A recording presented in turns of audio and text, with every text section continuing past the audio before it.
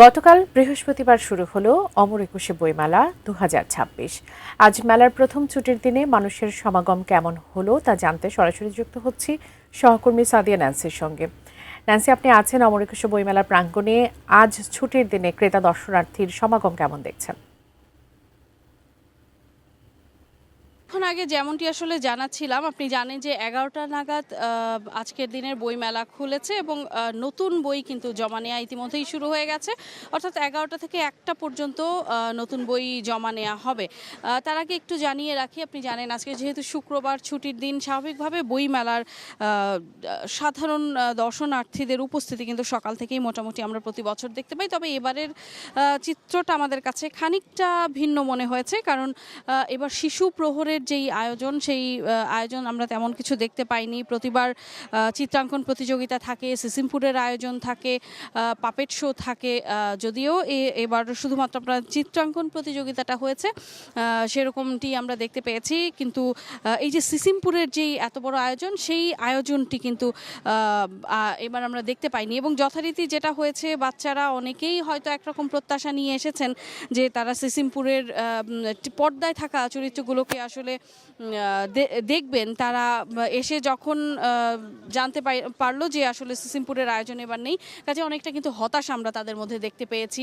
আমরা অভিভাবকদের সঙ্গে কথা বলেছি, তারাও কিন্তু বলছিলেন যে এই আয়োজনটার জন্যই কিন্তু মূলত এই শিশু প্রহরে তাদের আশা। তো এই মুহূর্তে একজন খুদে পাঠকের সঙ্গে কথা বলার চেষ্টা করব। তিনি অনেকক্ষণ ধরে আসলে বই পড়ছিলেন। এবারের মেলা আসলে তার কাছে কেমন লেগেছে, আর এবারের আয়োজন, সকাল থেকে শিশু প্রহরে কথা বলছিলাম, সেটি নিয়ে একটু জানতে চাইব যে শিশু প্রহরের যেই আয়োজন থাকে, সেই আয়োজন কি এবার আপনার দেখা হয়েছে কিনা, বা এবার বইমেলায় এসে কেমন লাগছে? না, এবার শিশু প্রহরের আয়োজনটা আমরা মিস করেছি, কারণ আমরা বই কিনছিলাম। এবার বইমেলা ভালো লেগেছে, বাট একটু কিছু একটা মিসিং আছে।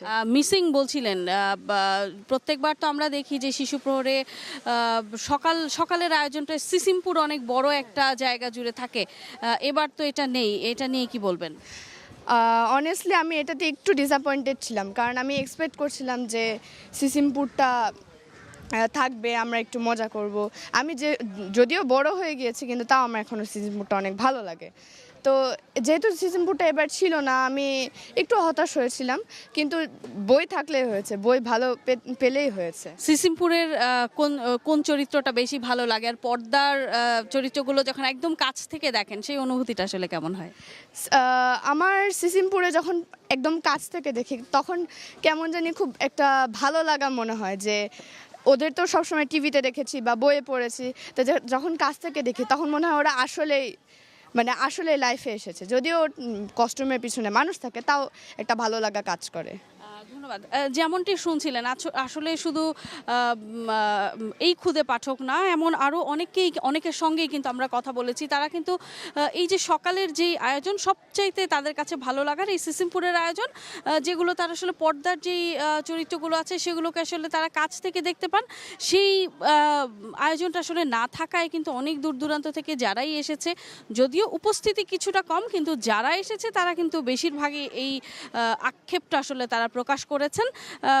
এছাড়া যদি বলি জমে ওঠার কথা, দ্বিতীয় দিন অনুযায়ী যারা আসছেন এখন মূলত সবাই দর্শনার্থী।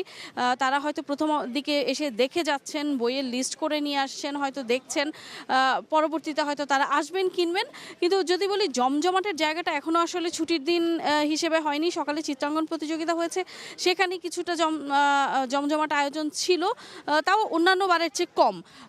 আর পাঠক উপস্থিতি একদমই কম। নতুন বই এখন পর্যন্ত জমা পড়ার খবর আমরা এখনো পাইনি, যদিও বারবার তথ্য কেন্দ্র থেকে ঘোষণা করা হচ্ছে ১১টা থেকে ১টা পর্যন্ত স্টল মালিক যারা আছেন তারা যেন নতুন বই আসলে জমা করেন, সেরকম কিন্তু আমরা দেখিনি। অর্থাৎ নতুন বই এখন পর্যন্ত জমা পড়েনি। তবে বিক্রেতারা বা স্টলে যারা আছেন তারা আশা করছেন হয়তো বেলা বাড়ার সঙ্গে সঙ্গে হয়তো তাদের বিক্রি বাড়বে, দর্শনার্থী আরও আসবে। যেহেতু রোজা, হয়তো সন্ধ্যার পর অনেকটাই হয়তো পাঠক উপস্থিতি আপনার মাধ্যমে আমরা দর্শকদের দেখাতে পারবো। বাবলি, এই ছিল আমার কাছে বইমেলা থেকে সবশেষ খবরাখবর।